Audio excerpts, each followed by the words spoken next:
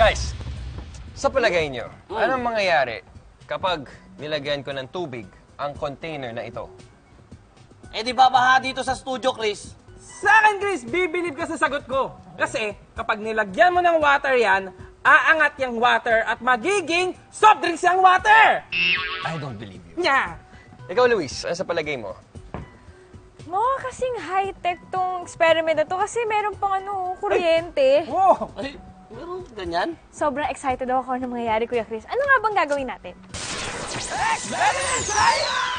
Once I pour it, You pour it and five. paki-saksak na. Kuryente ka, ha? Nakikita akong ano yan? Tornado ba yan? Whirlpool! Ayun na. Nilagyan ko muna ng coloring para Washing mas machine. makita ng mga I-believers natin kung ano ang nangyayari. Wow! Wow! Wow! Ang ganda! Diba? Wow! Ayos, diba? Ayos! I believe! By definition, vortex is a whirling mass or rotary motion in a liquid, gas, or flame, such as the spiraling movement of water around the whirlpool.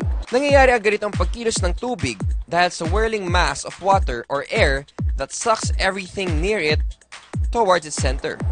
Ang sentro ay ang mismong bibig ng plastic bottle kung saan nakakabit ang maliit na hose na siyang humihigop sa tubig na nagmumula naman sa malaking hose sa itaas.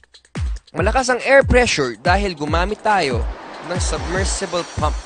Kaya pagkabagsak ng tubig mula sa malaking hose, agad naman itong hihigupin ng maliit na hose kaya lumilikha ng pag-ikot o pagkakaroon ng vortex sa tubig.